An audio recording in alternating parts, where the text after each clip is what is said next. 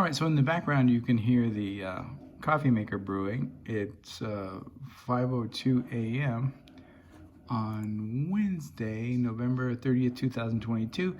And in the background you can also hear Leo crunching on what remains of his biscuit, which was encouragement to get him in from the cold when we put the dogs out so they could relieve themselves. Having slept inside during the night, as it is extremely cold here in Fort Defiance, Arizona. Even though it hasn't snowed in quite a few days, but it continues to be cold enough to snow. And if we see a storm coming in, I'm sure that we'll have some more snow. This is then, having explained some of the sounds in the background. The foreground of what I'm performing today belongs to Notes Towards a Metapoetics of Paranarratology 1, a 17-part reading, elaboration, and/or interpretation of David Antin's Varieties of Rhetorical Deception in Narrative and Non-Narrative Storytelling. And this is Part 12, Danger, Deception, Delusion, Dramatikos, eironicus, Dramatikos, anagnoreikos, Daulis toward Delphi, and Donald's December declaration toward the destruction of democracy. And this is perhaps the, I don't really know, 5th, 6th, or 7th, I haven't actually counted them, installment of our Part 12, Danger, Deception, Delusion, Dramatikos, eironicus, Dramatikos, anagnoreikos, Daulis toward Delphi, and Donald's December declaration toward the destruction of democracy. And as this Part 12 continues to increase and expand due to the difficulties, or because of the difficulties that I have in simplifying and providing a coherent and concise reading, elaboration, and interpretation of David Antin's very concise and comprehensible reading, elaboration, and interpretation, without all of the unnecessary digressions that I seem bound by whatever muse it is that binds me to it to perform, whether that muse is a subset of one of the muses of the avant-garde, or a companion to whatever muse inspired Lawrence Stern and Tristram Shandy, or or whatever muse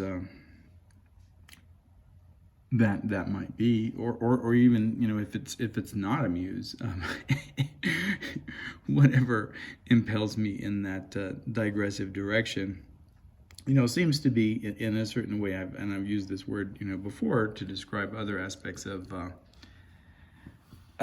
fate, right? As it determines the outcome of the actions of certain characters as they're formulated in the mythos logos. And I believe that it's a word that I'm borrowing from James Joyce, and a particularly memorable line from that occurs, I believe, not as an utterance but in the mind, right? Not as part of the material reality that's represented in the fictive depiction of Stephen Dedalus, but as a representation of what's going on in the mind of Stephen Dedalus, and as you know, Stephen Dedalus, who occurs across volumes in James Joyce, which is perhaps another subject of narratology that we might take up in either, I often say either, and then I produce a string of potentialities, and either really properly belongs to this or that, so sets of two. So I should intentionally attempt to limit my use of either, but that we might take up in a future Notes Towards a Metapoetics of Paranarratology, whether that is either 2 or 3, or beyond the either 3 to 174 or whatnot. But having referenced the traversal or transgression, or if you like, the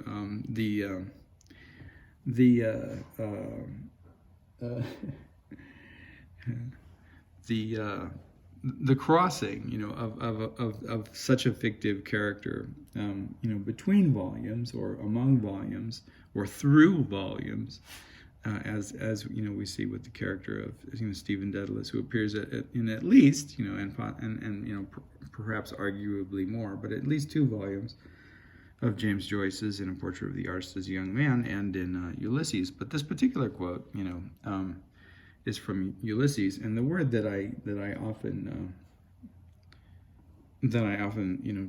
lift, as in borrow or steal,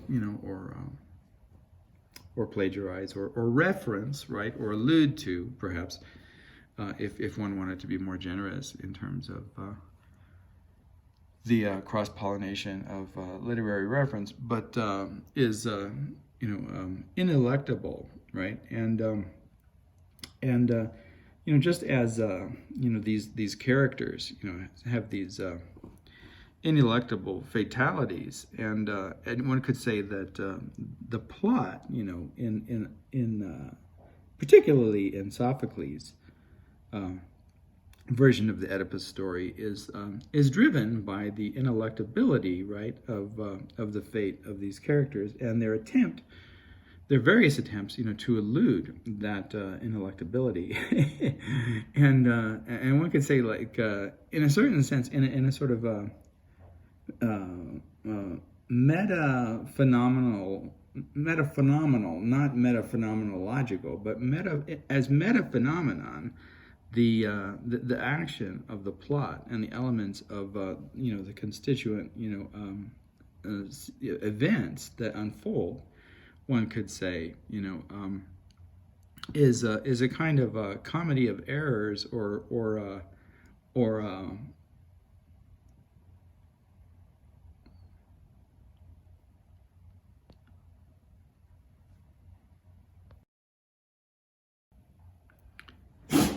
cosmic irony, and cosmic irony is David has a little, I don't know what it is. This is my shirt. I'm trying to remove something from the screen. No, I can't do it. This little dot here. Let's see if I can find it. No, I can't find it. It's on. Oh, let's see.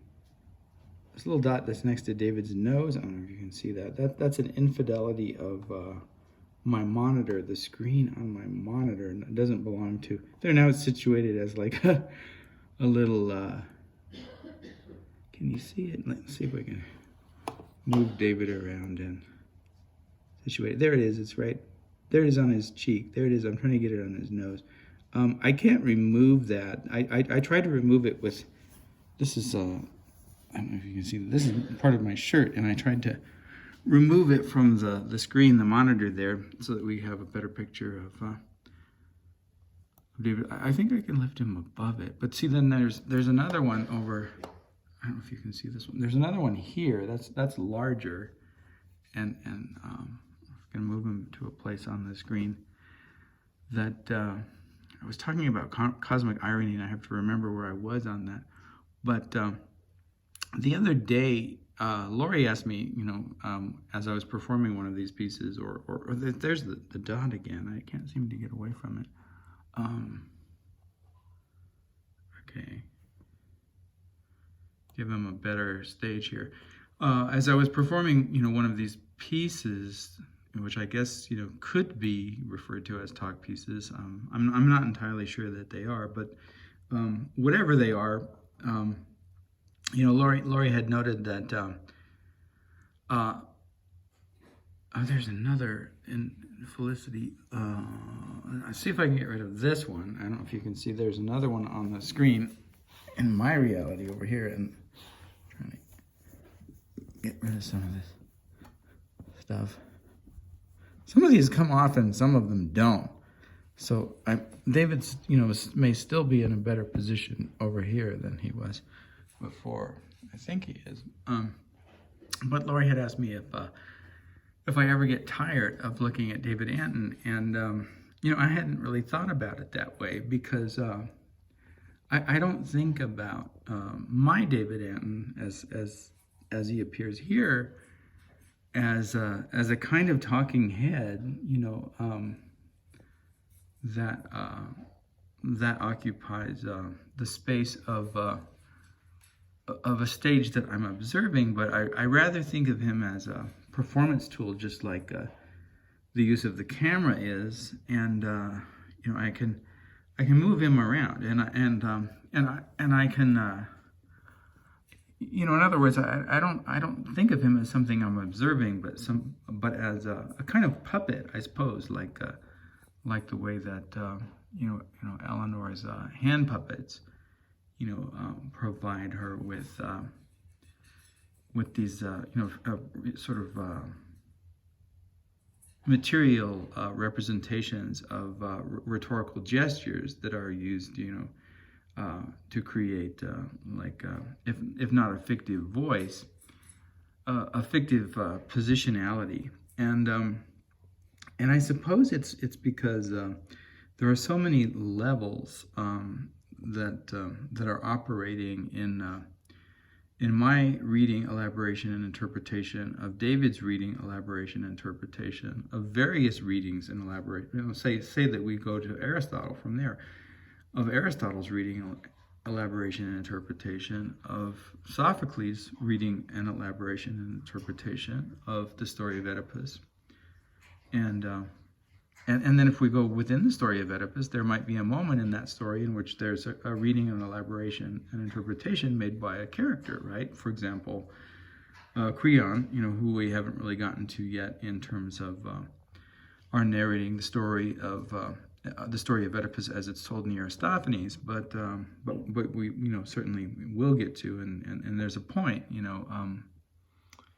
there's a point to be made today that involves Creon, and we may talk about Creon today, even though he doesn't actually appear in the segment that we're going to be discussing. But there is, trust me, a rationale for bringing him up and mentioning him, because I made an error in the way that I organized my explanation of the construction of Smile of the Sphinx and the way that it's put together by Aristophanes, and hopefully I'll correct that error today, and perhaps offer a psychological explanation for why I might have made it, just as I offered 2 or 3 psychological explanations, or hinted at perhaps 2 or 3 psychological explanations for why David reorganizes the plot the way that he does, and why he omits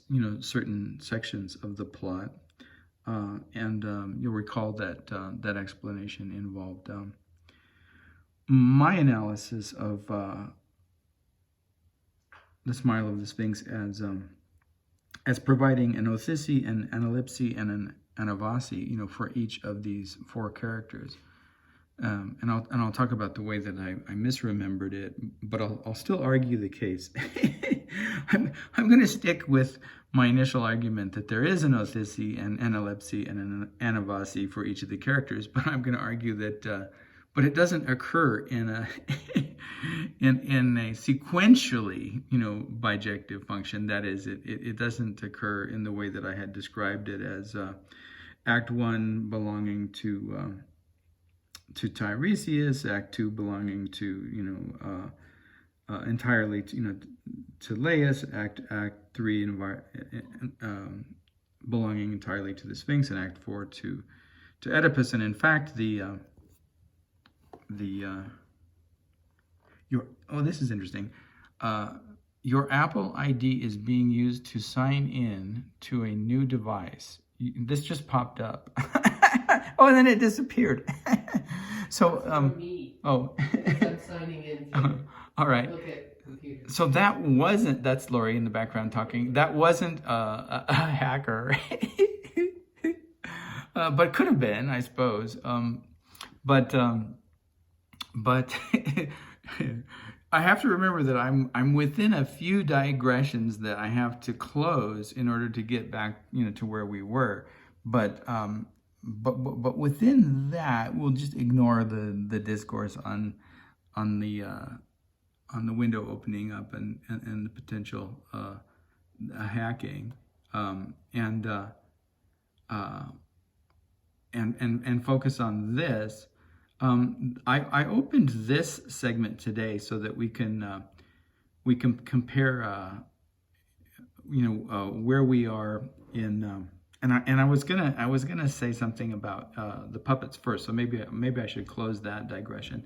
So we'll go back over here, and I so I think of I don't think of it as looking at David for an intolerably lengthy amount of time. I think about all the opportunities that I have, like David's being somewhat contemplative and thinking here. You can see it's like he's talking and he's describing or narrating, but he's also he wriggles his eyebrows and he's thinking, and I think I see all of these moments in this sort of like self-automated puppet as opportunities to talk about however that opportunity syncs or is out of sync with what's going on in the narration as we're providing it in relationship to our understanding of this story.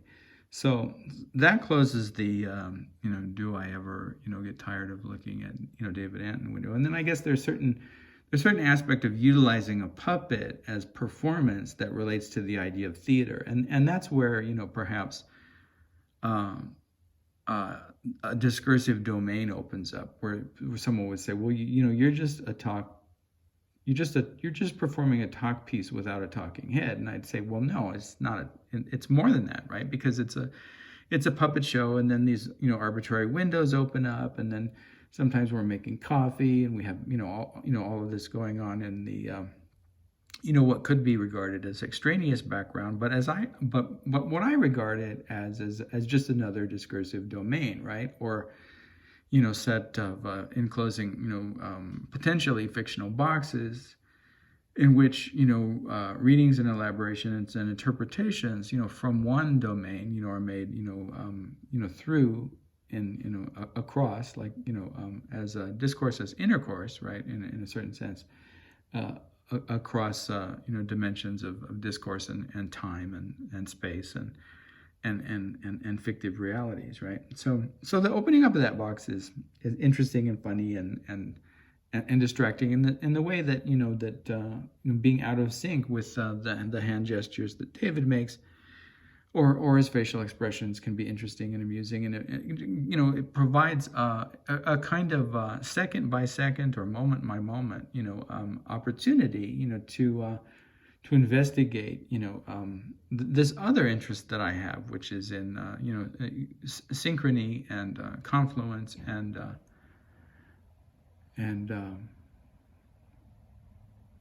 conflux and asynchrony and a disjunction and the way that this I will use the word phenomenological as opposed to phenomenal, and the way that the mind steps in and kind of wants to bridge the gaps, right, between the disparities. Just like in a certain way, my mind stepped in and wanted to bridge the gap in the disparity between my my knowledge of having already signed in and the computer telling me that someone was signing in on my device or some other device, right? And then I was going to go into this long discourse on the hackers and gaslighting and how all of that works and how that's just another thing to juggle, right? When you're in the middle of all this. David is blessed or gifted with this relatively relatively how to put it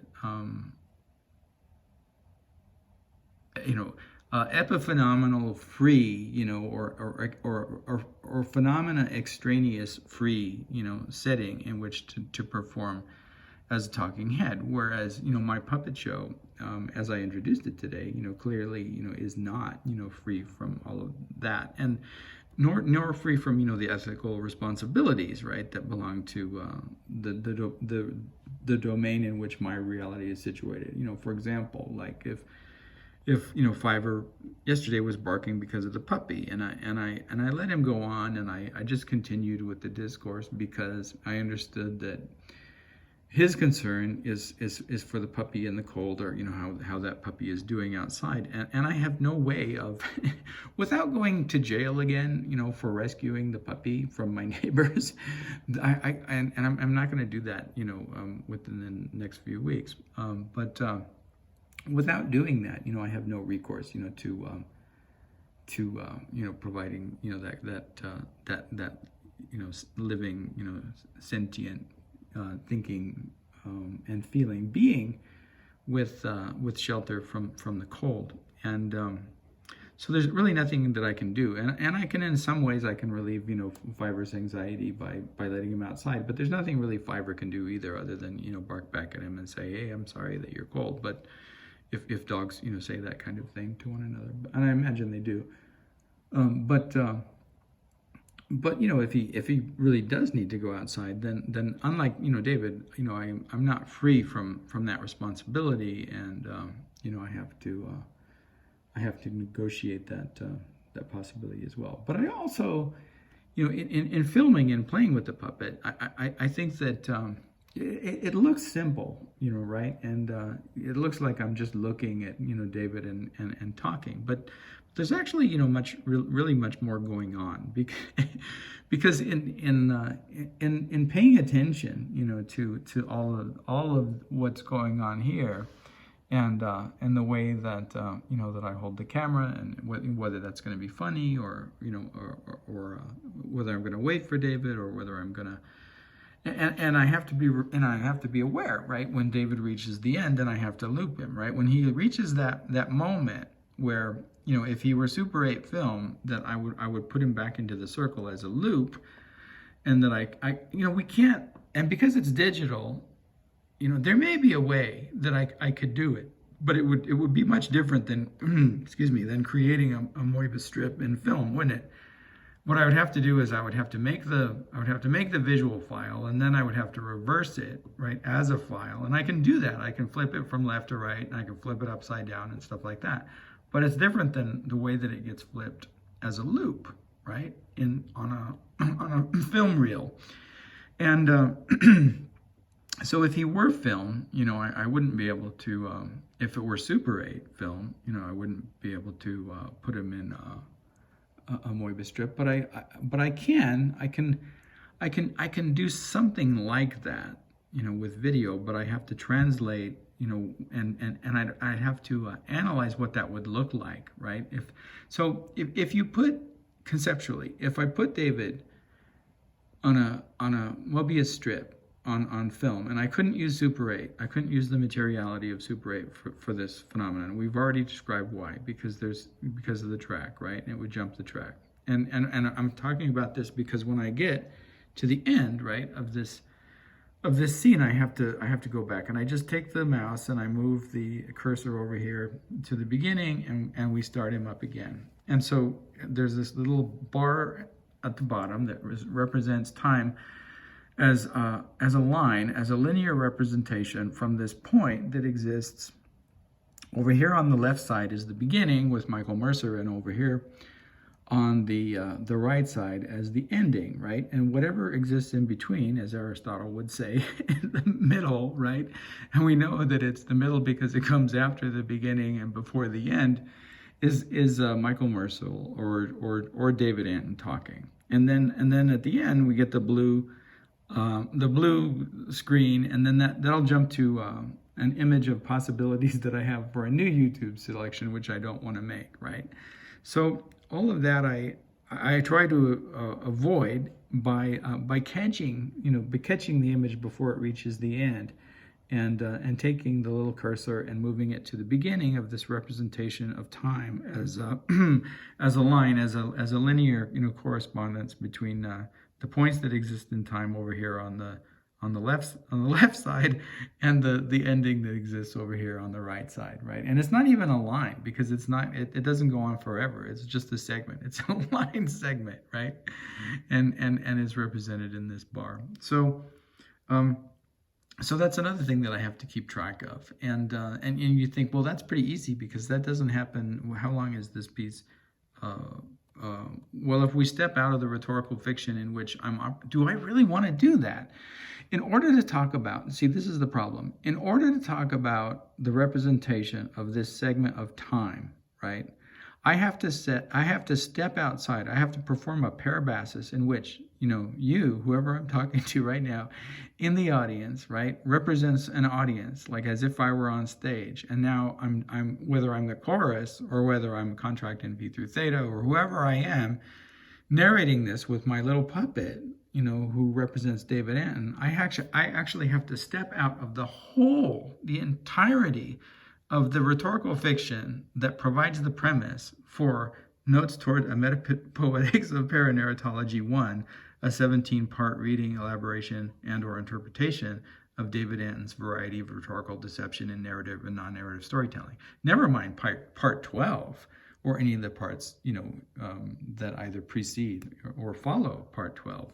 But the whole thing, in order to talk about the length of time in this segment represented by this little bar at the bottom of this YouTube video for David Antin's talk at the Wexner Center for the Arts on October 15th, 2003, in order for me to talk about the length of time, right, that I would have to step out of the rhetorical fiction constructed for this reading. That is to say that if I were to name the amount of time, right, that it actually takes David to perform this reading, I would be calling attention to the contradiction between my performance, right, and elaboration as rhetorical fiction of what David actually performs in this reading, right, and what we're performing here as a reading, elaboration, and interpretation of that, right? So, and that could certainly be done, but whenever it's done, and whenever something is produced in that manner, just like Kathy Acker's, fictional rhetoric regarding her study, I think I've referred to him as the last member of the Frankfurt school, or something like that, and that's not exactly right, because there are certainly individuals that who take up that mantle, that discursive mantle, but in a certain way, Herbert Marcuse was sort of the last of the true Frankfurters, and I've used that word today earlier, and then I caught myself, because I think a Frankfurter is actually a hot dog, or some kind of sausage, and not a reference to the Frankfurt school. And I don't know if you can really call a Frankfurt school person a Frankfurter, but that may add to the mix of the humor. Anyway, so Lori had asked me about that, and I had I hadn't responded with all that I had responded to just now. But I had, mentioned the puppets and the relationship to, perhaps, Eleanor's performance of puppets, and suggested that, no, because I don't really think of it as, regarding, so much regarding David Antin as David Antin might regard a door, but I think of it more as, performing with all of the possibilities that this, semi-autonomous, puppet within this segment of time represented by this, linear, this linear graph, or strip, right, at the bottom of this YouTube video, provides me with, in terms of, synchrony, asynchrony, and also like the opportunity for me and perhaps others to read the varieties of micro-expression available to, discursive narrating as talking head. And that is interesting, just like, almost all phenomenon, in our world, whether representational, whether human or animal or vegetable, are interesting if we have the right orientation, or an orientation guided under a muse of desire to know and learn and experience and understand, comprehend, and all of that. So, all right. So I had. Let's see. I'm not sure I remember how many digressions I have open that I need to close, but I do remember that we wandered over here, and we wandered over here, apparently accidentally. We wandered, from David Antin as puppet to a representation of this is a representation, it's not the Wikipedia page on Sophocles' Oedipus Rex, but it's a representation of that page. And the reason that it's not that page is because in order to have this window open, it's more complicated. I'd have to open up another browser and put the Wikipedia page in that browser, and then I could move to the actual page. But instead, what I did was I copied the material from that page and put it in a Pages. I have a Mac, and its word processing program is called Pages, and so I put it in a Pages page, and this is a copy and paste of that page. And so we got here, and almost by accident, because Lori was logging in to something, well, my account from something. I'm not sure why, but we had initially interpreted that as interesting, but a kind of interesting extraneous interruption, on the part of either some Google hacker or MAGA tracker hacker or other hacker type of thing that I think we've discussed elsewhere in relationship to this little symbol up here, this little shield-like symbol that tells you that it's protecting you from these various forms of surveillance and identity theft and that the security offered here, I've talked about as another kind of form of the production, right? Like there's in surveillance culture, which we very much live in today, there's an ongoing production of fear and anxiety that is designed to create these insecurities that motivate you to spend money and buy products to protect yourself from these insecurities, when in fact that the securities themselves are rhetorically deceptive in that manner, offering you more reason and rationale to be insecure and buy more protection. But in any case, the reason that this opened up is because I wanted to clarify something, and I had begun. I know that's one of the digressive windows that we had opened up that we need to close. I wanted to clarify that yesterday when I was talking about my perception of this structure, the Othisi, the analipsy, and the anavasi, and David Antin's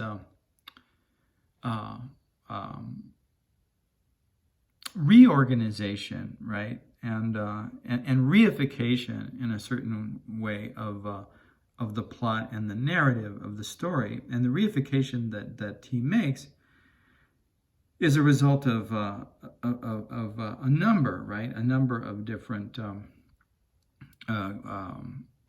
psychological relationships to the story itself, so that when he describes the deception, and we've yet to get there in our description of his reading and elaboration and interpretation of this part of the plot, but when he describes the deception of Tiresias as he warns him or pretends to warn him of the threat, right, of this young man, walking toward Thebes.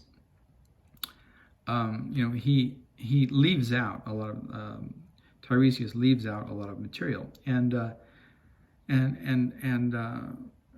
but the way that it's presented in Aristophanes, this scene that we're about to enter as they meet, you recall that they've just confronted one another.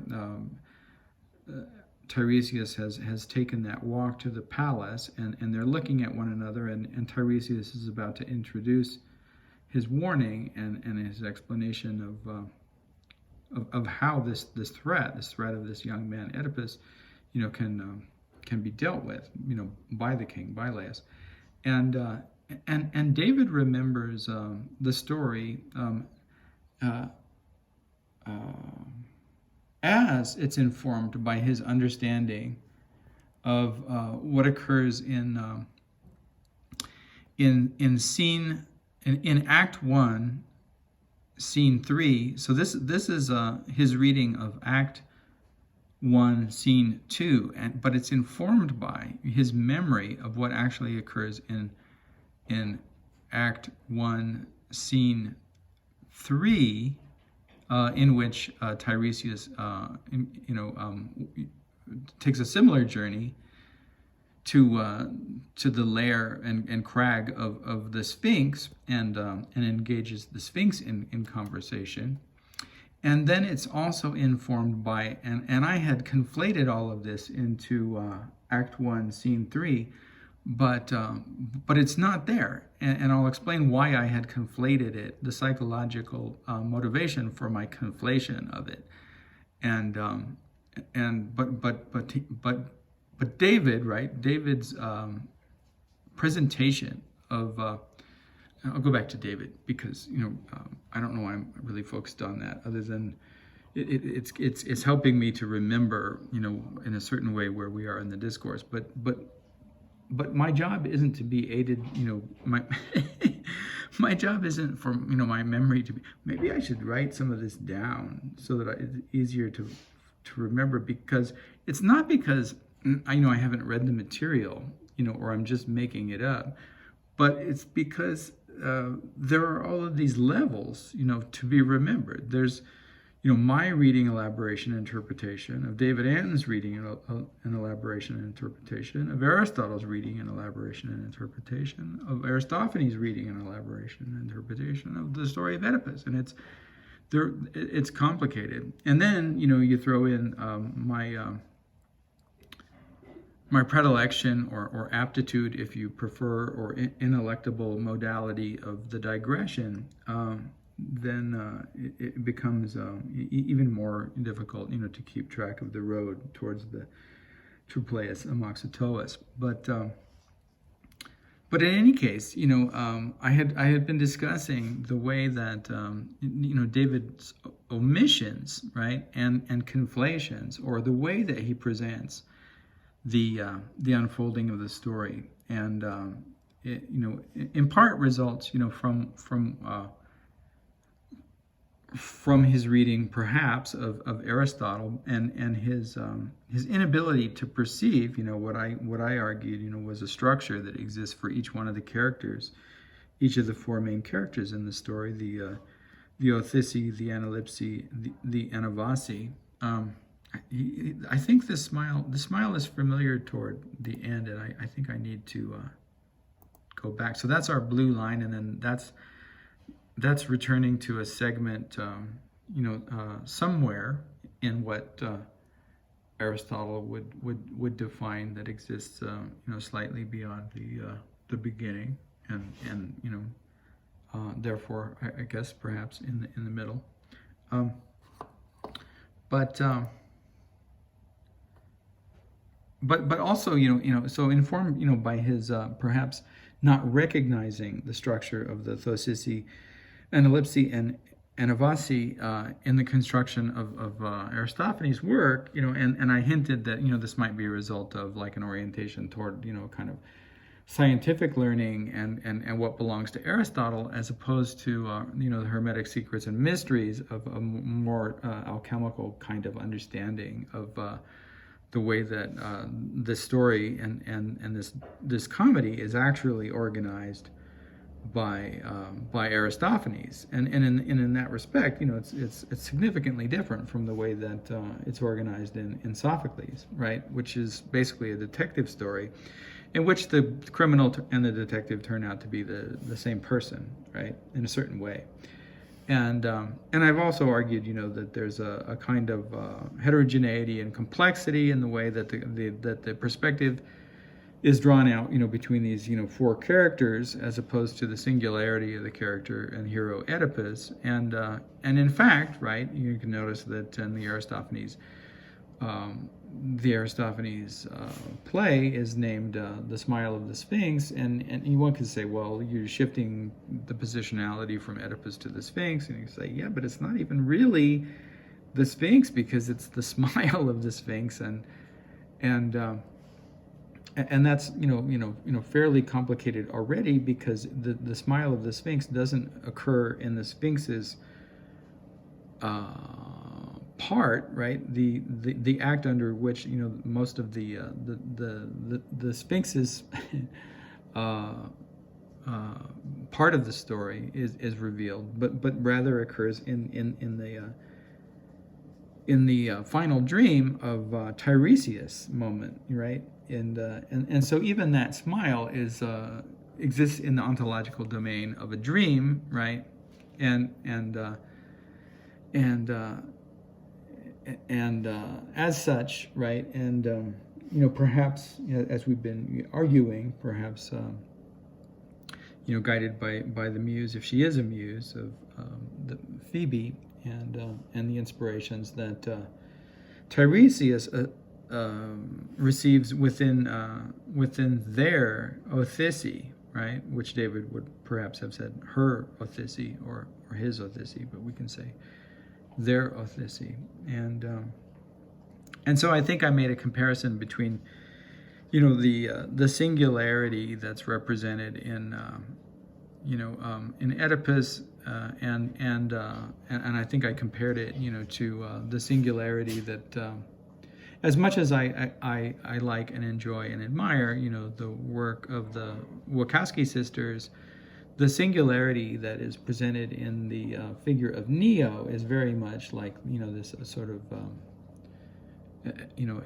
Oedipus style, hero as coordinating point of identification, as opposed to the multiplicity, the spread of potential, points of identification that's made in Aristophanes, The Smile of the Sphinx, right? And then I hinted at perhaps too, like the way that David, omits, certain scenes, and we really haven't gotten to the point where he omits in his reading, elaboration, and interpretation of The Smile of the Sphinx a lot of material, but we will, right? Because he omits. He can omit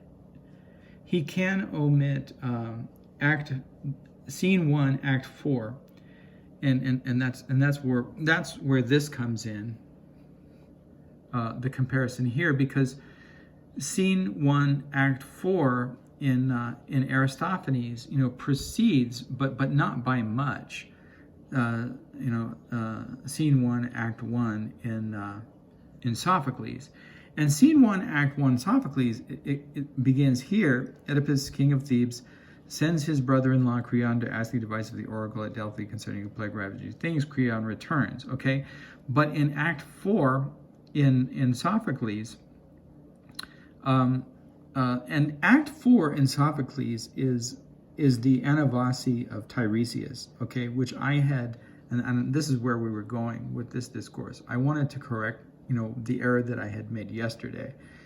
And yesterday, what I did was I said more or less what I said was, there's a kind of sequential. I didn't say it this way, but I presented in the form that I claimed David missed.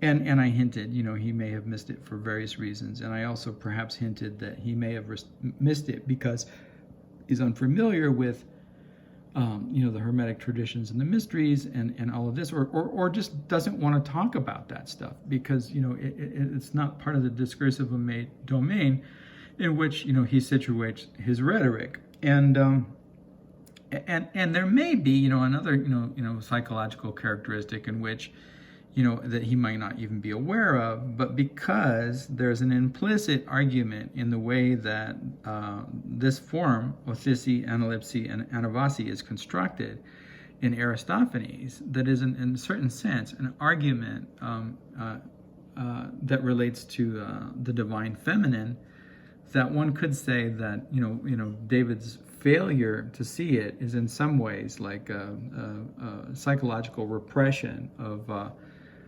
and a kind of, not anagnoreikos, but, eironicus, or not anagnoreikos, but anoreikos, right? Not knowing, right? And if we take, Freud seriously and all not knowings are repression, then we have to say David's failure to recognize the othisi and analipsi and anavasi is repression in relationship to perhaps the threat, right, of the divine feminine, and particularly the divine feminine as they're represented in the transgressional figure of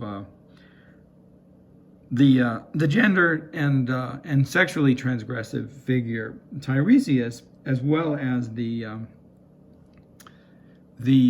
how would you put it?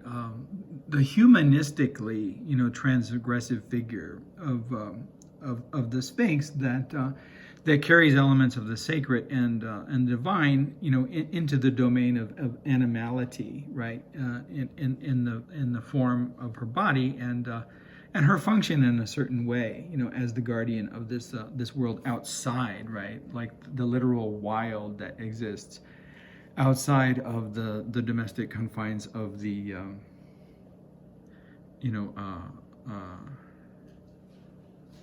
of the city, like the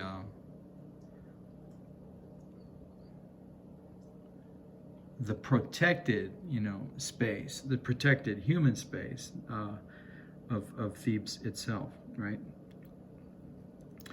And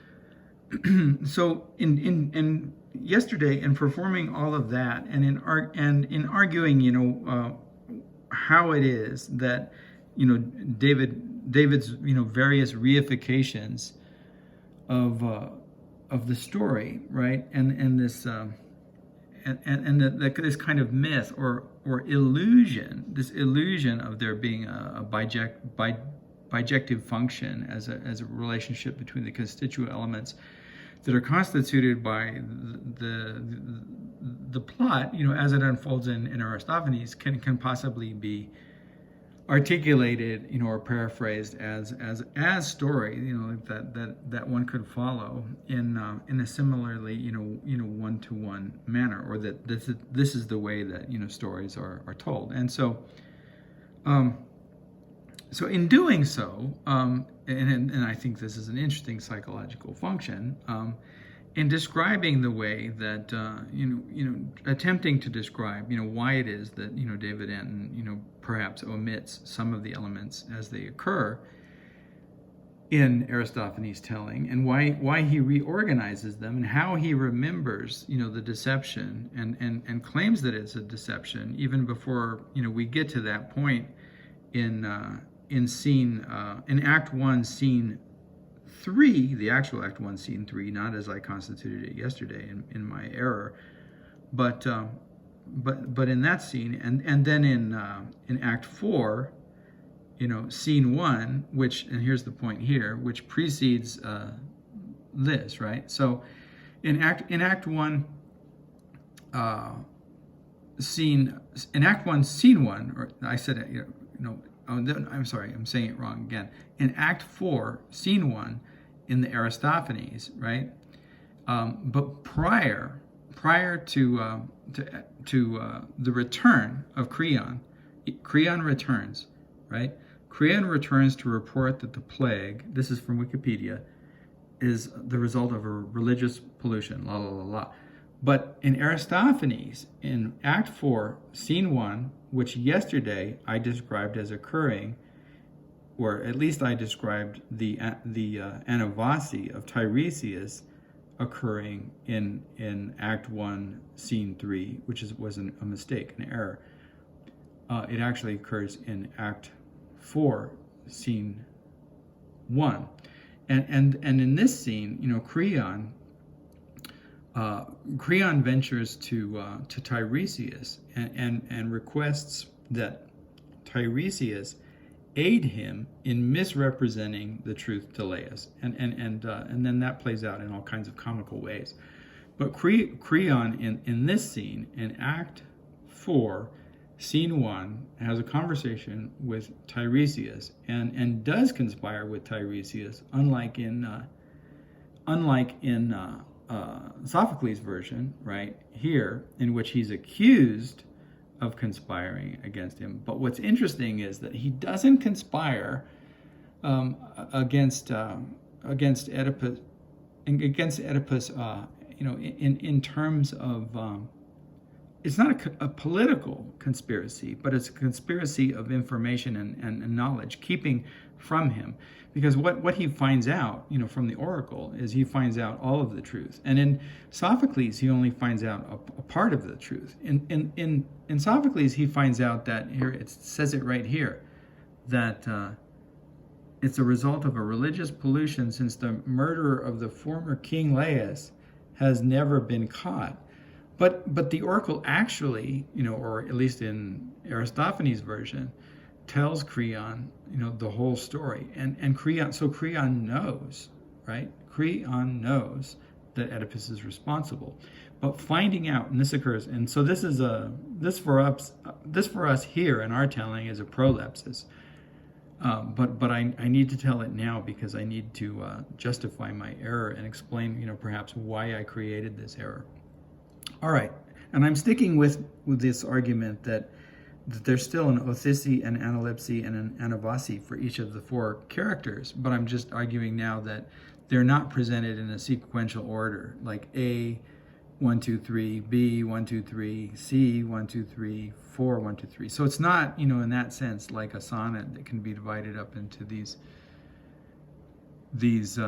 stanzas, right, that unfold in a relatively linear, manner and in relationship to one another, but rather moves, moves these elements around, at least as they are informed by the theme of this kind of tripart structure. So in this Act 4, Scene 1, let's try to get these numbers right. Like I said, I should write some of this down because it's hard to remember all of it. But in Act 4, Scene 1, Creon goes to Tiresias, and he tries to get Tiresias to hide the truth from Oedipus, and that's perhaps cowardly, but it's not the same kind of conspiracy that it's interpreted as being by Oedipus himself, right? Who accuses him of complicity with Laius, murderer. Well, that would be a complicity with him, right? Anyway, so there's all kinds of interesting confusion that goes on here.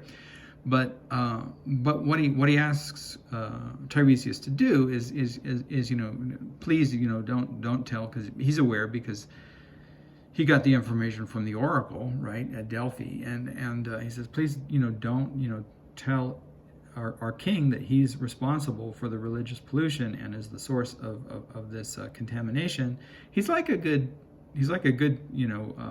member of Trump's cabinet that try to keep the truth from him because they know that he can't handle the truth, right? And and he's afraid. And if hundreds of people have to die, because this guy can't handle the truth, that's okay.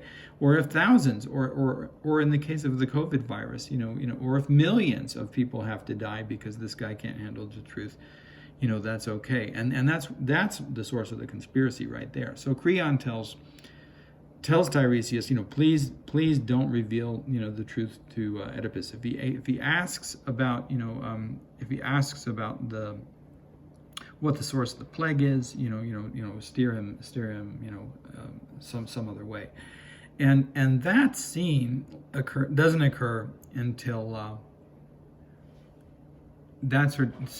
occur until Act 4, right? So we have in Act 4 a scene that Act 4, Scene 1, directly precedes the events in the story as they're constituted in Sophocles in Act 1, Scene 1, right? And all of the action that occurs before Act 4, Scene 1, is part of the narrative of the story of Oedipus that's further in the distant past and more corresponds to David's October 15th, 2003, in comparison to the whatever this is, November 30th, 2023 that we exist in. So all of that stuff with the dreams and most of the material, within the first, 3 acts, if I'm recalling correctly, and I'll have to stop and pause and think about this for a second to remember the story. Yeah, I think, everything that occurs,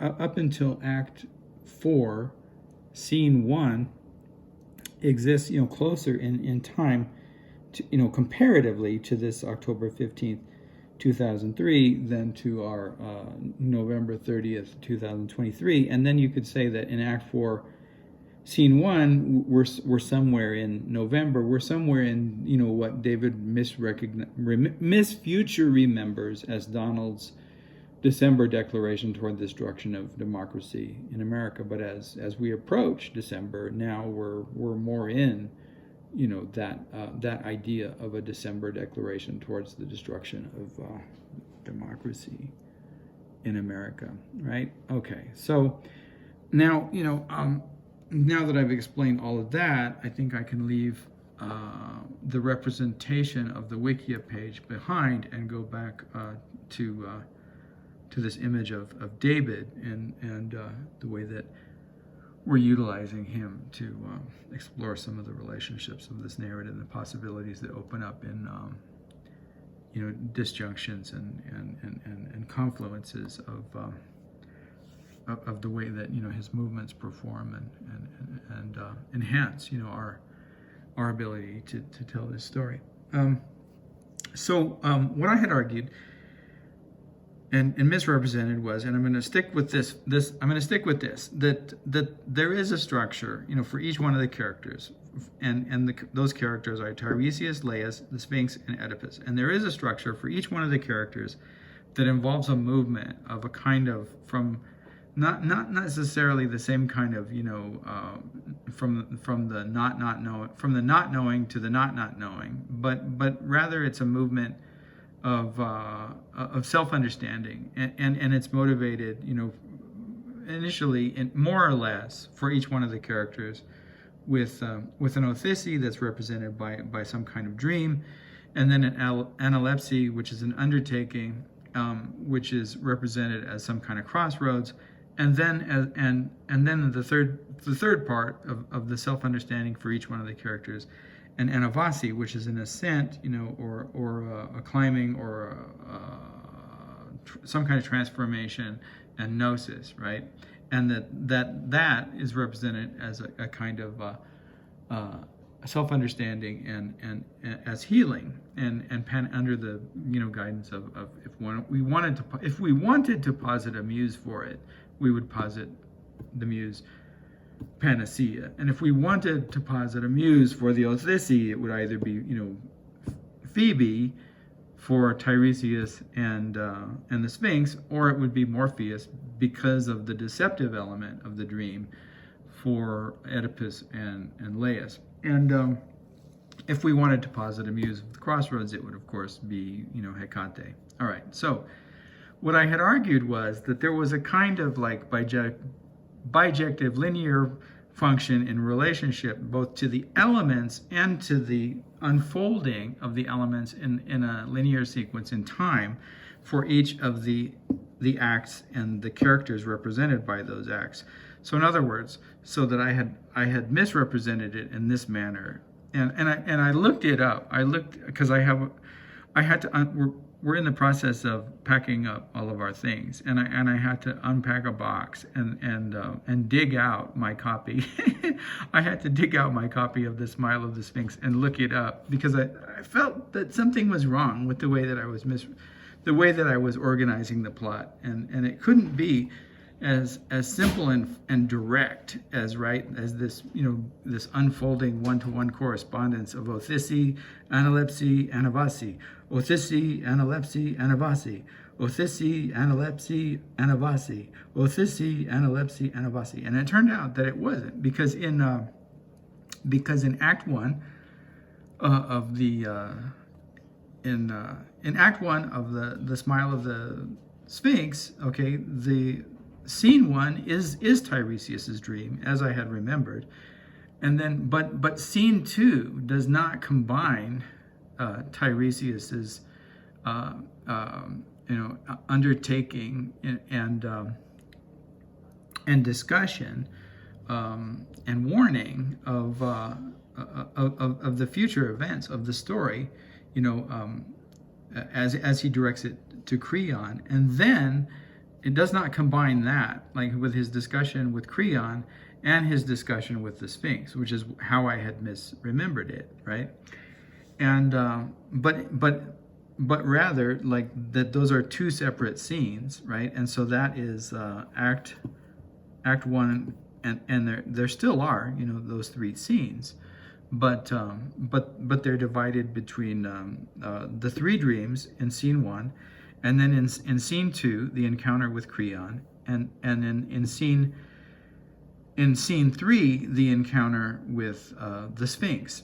And in fact, so in the relationship that those scenes have with the othisi, the analepsy, and the anavasi, as it relates to the figure of Tiresias, as I remember correctly yesterday, the Scene 1 is the othisi for Tiresias, but Scenes 2 and 3 are both the analepsy, the undertaking, the assumption, right?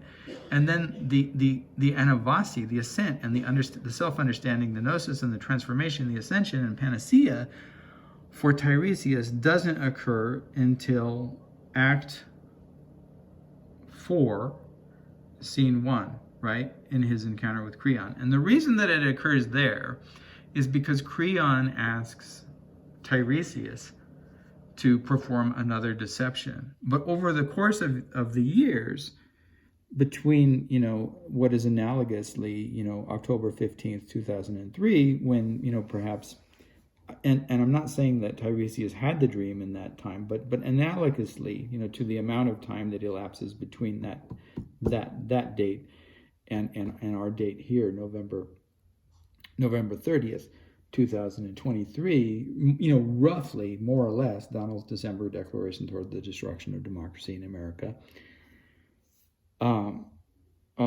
That amount of time, elapses, between that initial dream and what I'm referring to as the Tiresias's anavasi, in that moment in which Creon encounters him and asks him once again to perform a deception, an act of rhetorical deception in which he says to Oedipus, I really don't know what the cause of the plague is, or the oracle, I'll see if I can dream something up, but for the time being, I have no information regarding the origins of this epidemic, right? And then here David Antin is spreading out. I don't know. You know, I don't know. I don't know what the origins of the epidemic are. Tiresias says. But I'll see if I can dream something up. And he's saying that. So we're in sync here, and you can see. Yeah, there he goes. You can see what the gestures that he's making with his hands, and then and you can see like that he enjoys the story by the smile on his face, and he's thinking about all the and then I'm not sure what he's exactly doing there, but you can see that he's engaged, right, with the story and remembering it and remembering all of the elements of it and really enjoying retelling it in all of these dimensions, right? Okay, so the reason that Act 4, Scene 1, as I described it, and Tiresias's refusal to go along with the suggestion of Creon that, like, no, I'm not gonna tell him that. I'm not going to misrepresent this because the plague is upon us. And my initial reason for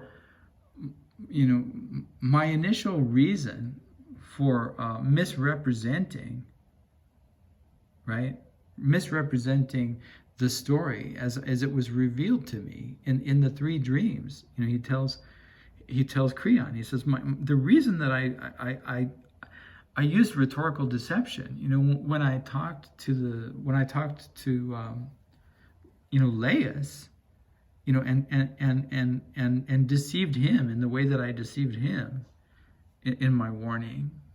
And the way that the way that I conspired with the Sphinx, he says, the reason that I did all of that was because I wanted to save Thebes from this plague, and now I understand. He says, now I understand that fate is, in that sense, fate is inescapable, and we could use that word that I mentioned before that I stole from James Joyce, ineluctable, and I can use it outside of describing myself as ineluctably bound to the muse of digression, but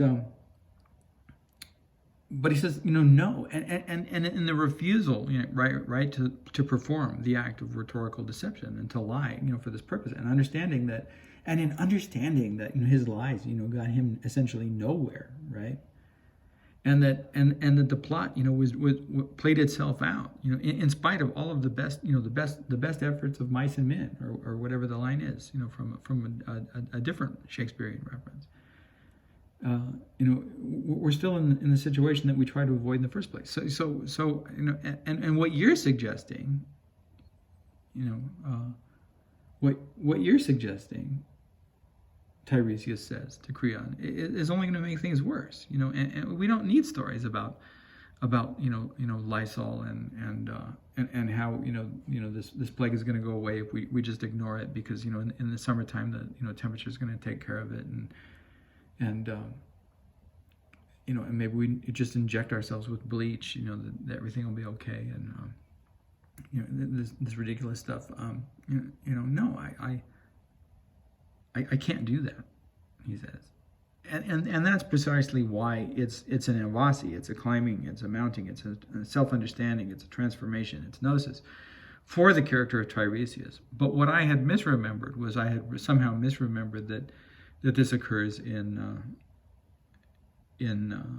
Act 1, Scene 3, and then I had conflated the actual Act 1, Scene 2 and Act 1, Scene 3 into Act 1, Scene 2, right? Like, so I had conflated Creon's, journey and conversation. That was an error on my part.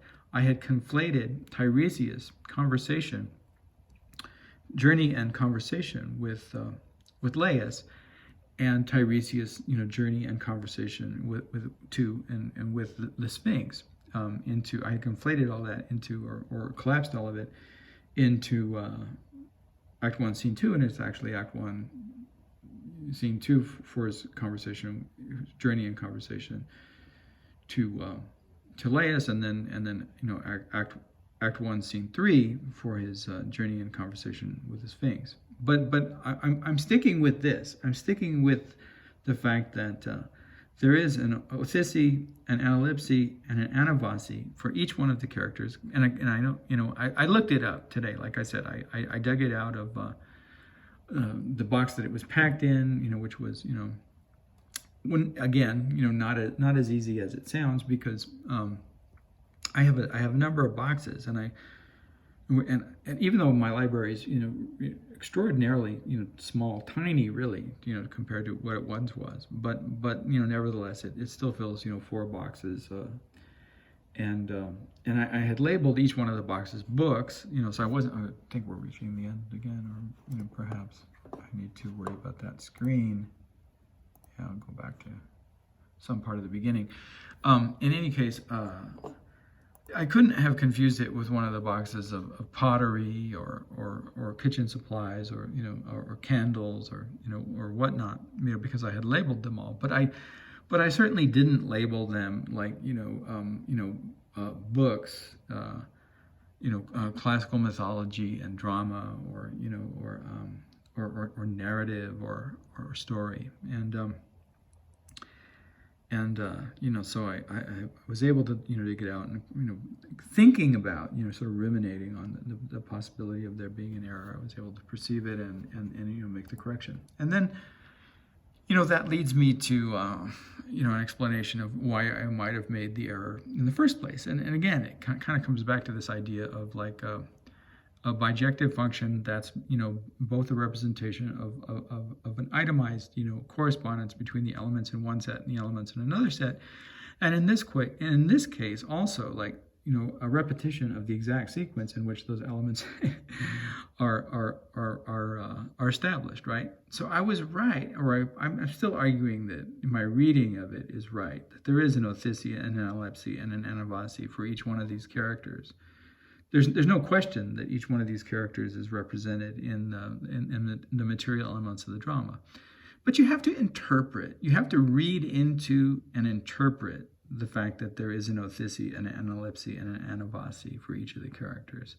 And in order to do so, you have to distribute the othisi, the analepsy, and the anavasi across different moments in time, for these various characters. And even though Act 1, is dominated by the character of Tiresias, it is not in Act 1 at all that the anavasi of Tiresias actually occurs. But their anavasi occurs in Act 4 as we approach, right, or actually as we precede what is the opening of this particular narrative in the way that it's told in the Sophocles. So my argument, for why I perhaps made the error is because we want to simplify, and in some ways it's natural for us like to want to simplify things and say okay, so there's like, okay, so this one's a he and this one's a she, or this is the way we read this and this is the way we read that, or this is what a collage is, and this is what a narrative is, and this is linear, and this is this is hypertactical, and this is paratactical. When maybe at the surface level, right, like the surface level where these sentences don't seem to provide like obvious an obvious syllogistic logic, right, that is like A, B, C, and cause, and way to interpret cause, effect, or whatever. That there's, there could be, right, something that looks like it. It's an apparent, right, paratactical setup. But in the reification and understanding that belongs to any reading, elaboration, and interpretation, and the way that the mind phenomenologically puts things together, just like the mind phenomenologically David was saying, just like the mind phenomenologically puts together whatever I'm doing here as a puppet on the stage, and whatever a contact in B through theta is talking about that time. And so he's like, he moves his hands around and he's saying, so whatever I'm doing, like if I'm moving my hands around like this, and a contract in B through theta is talking about this moment and the narratological situation where there's a conjunction, and the phenomenological subject, the mind sees it. There's the mind working. It's coordinating all these elements together. You can see it in his hands, right? So there's the mind working, coordinating all these elements in his hands. His hands are active. The minds of the hand are active, doing all this work and coordinating all this stuff. And all of this is reification on part of the way that the narrative is built, right? Out of the materialities that is working here in memory, and the coordination with these like random events that this perceiving subject is engaged with in the act of telling the story. And this is what's always going on, he says. And so even if you have what is an apparently paratactical set of elements, he says, like unless you really don't care, like, right, and you say it just is what it is. You use that dopey line that sometimes like people reach the dead end. Like imagine that instead of there being a Place of Axitolis, you just got to a dead end, a cul-de-sac, and you're like, well, that's the end of the story. Nothing we can do there. Oh, here there's this line, and it has a paratactical relationship to the next line. Well, nothing we can do about that. Can't interpret that. Certainly can't put it into a narrative framework of understanding, and never mind whatever goes on and is involved, right, in the coordination of my hands. Like maybe my hands are moving up and down. Perhaps like perceiving this imaginary object, and articulating the dimensions of this imaginary object, and maybe there's a thread in that, and something that I do pulls that thread apart. And over here, you notice that, and because I'm a professional, I let my fingernails grow so that you can really see, right, the movement of my hands. And this isn't just that, this kind of like Mandarin thing that I have going on here, but this is like so that, this is part of the performance. This is these are good puppet hands that you can really see like what they're doing and how delicate they are and all the threads of the story, that they're revealing as they move on, right? And so all of this gets coordinated into the meta narrative aspects of conjoining, right, these interlocking frames, interlocking fictional frames. Or you could say in the Metapoetics of the Paranarratology, if you prefer, to be more exact, he says. So I'm engaged, and then let's just step out of, David's, imaginary, discourse on this topic, and imagine that I'm performing now. So I'm engaged in all of this, and I'm performing, and I gotta wait.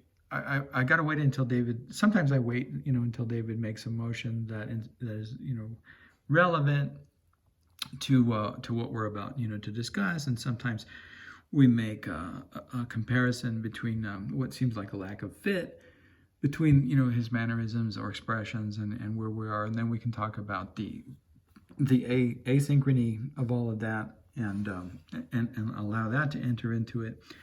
But, there's something about the mind that likes to, simplify. Just, like I said, just like we said, in establishing these, like, simple differences. Like there's collage over here, and there's narrative over here.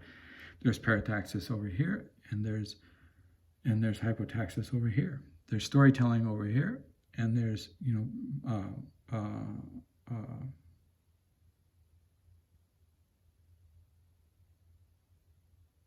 performative talking over here. Talk piecing, is that a word? Can talk piece the noun be transformed into a verb? Is there a verb? As David would say, under what conditions can the noun talk piece be reasonably defined by the conception of a grammatical unit, right? That is itself a description of an action, performed on the part of either an agent or an agent whose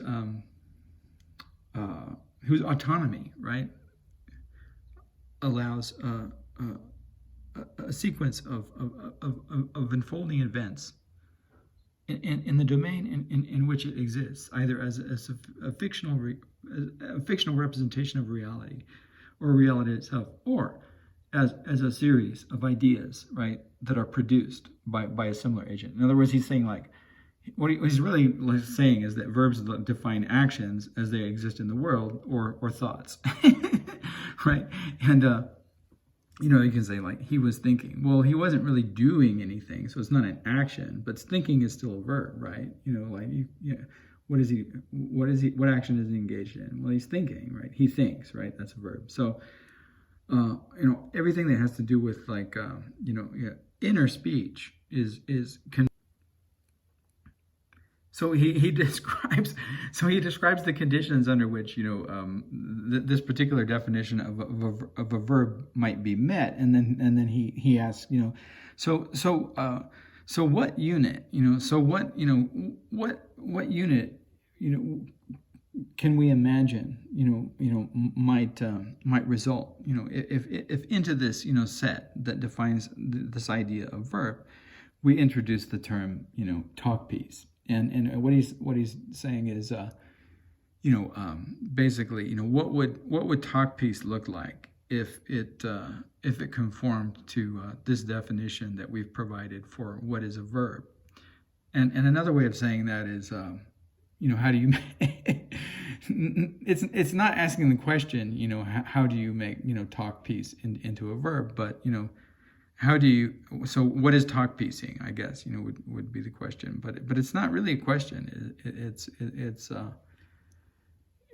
a discursive domain, and it exists in the way that David's sort of over definitional gestures like always exist as sort of agents provocateurs of consciousness. To think about, right? To think about a way of looking at a particular idea, right? So how would you look at the idea of talk piece as a verb, and what would it be if talk piecing were different from discoursing or puppeteering, or if talk piecing were different from dialoguing, or if talk piecing were different from reading, or if talk piecing were different from elaborating, or if talk piecing were different from interpreting, or if talk piecing were different from storytelling, or if talk piecing were different from narrating, and all of those terms that I've just provided. David doesn't say this. I'm elaborating a bit, but all of those verbs that I've just provided are certainly could be defined by sets and in terms of sets that are different from one another, and there might be reasons to do all of that, and there might be reasons to avoid doing that as well. And but the mind does and this is my part of my digression. The mind does want to make these simplifications, and I think my mind wanted to make a simplification of the relationship between these four characters and this idea that I perceived in the movement of the Aristophanes, which is this movement of aphysi, analepsy, and havasi. And my mind wanted to simplify it, through this bijective and sequentially, correspondent relationship between the acts and the characters and their unfoldings as four sets of 1, 2, 3, that and maybe driven, by an unconscious wish, for an unconscious wish or an unconscious desire, like a dream, like the wish element of the dream, right? Or even combined with an anxiety element, like what if this structure isn't really poetic? And maybe the wish fulfillment was, wouldn't it be interesting and nice if the Smile of the Sphinx was a kind of conceptual sonnet, right? But rather than being organized, right, by three acts three acts of 4 scenes each, it was like an inverted relationship of the mathematics of the sonnet, and it was actually organized by 4 stanzas, each act corresponding to a stanza, but by 4 stanzas of three lines as scenes. And maybe there's a couplet at the end, or a conceptual couplet, or maybe there's a kind of parabasis at the end. I'm not saying that that's what I was motivated by, but I'm saying that it's possible. And the way that we evaluated whatever it was that drove the error on was, I dug it out of my volume of books and I looked it up, and so we'll stick with that, and for next time we can proceed into the rest of that scene, Act 1, Scene 2, and talk about what Tiresias actually says to Tiresias, to Laius, and talk about perhaps how we don't know yet that it's deception, and we don't find that out until Scene 3, Act 1, and Scene 1, Act 4.